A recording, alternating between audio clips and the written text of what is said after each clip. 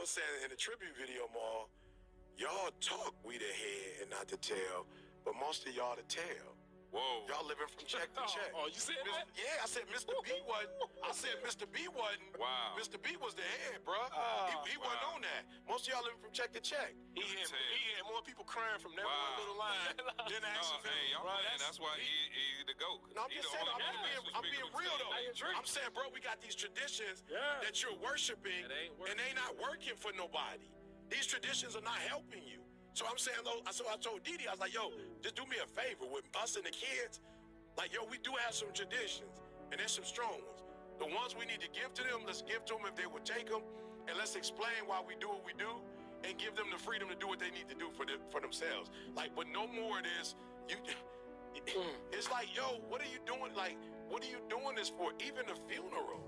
I was just like, okay, why are we doing this? Why are we doing this? Why are we doing that? Like, just like, why? Why do we have to do it this way?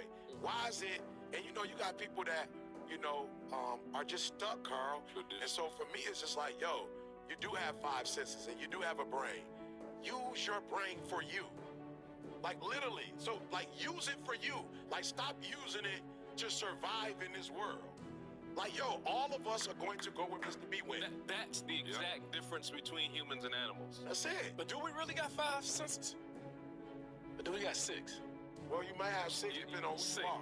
We'll say 6. Yeah, but more 6 because we have use the 5. Right. 6 if you use the 5.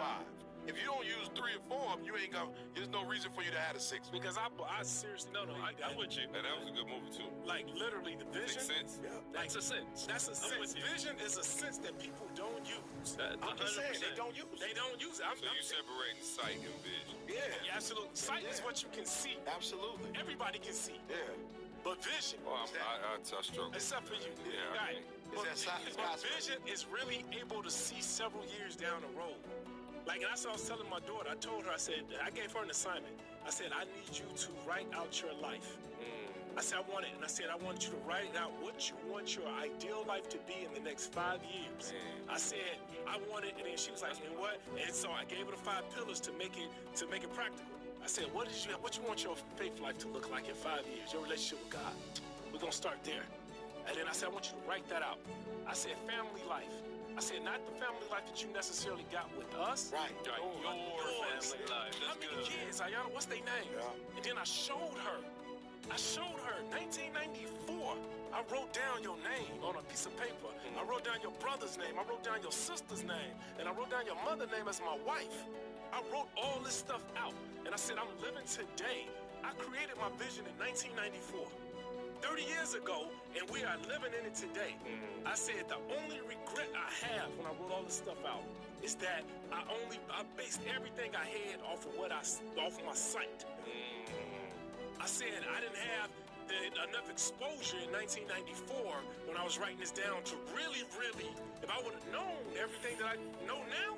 And so I said, so now I'm redoing it. I told her, I said, but I'm writing it on paper right now. So I said, I want you to write out your life, faith, family. I said, finances.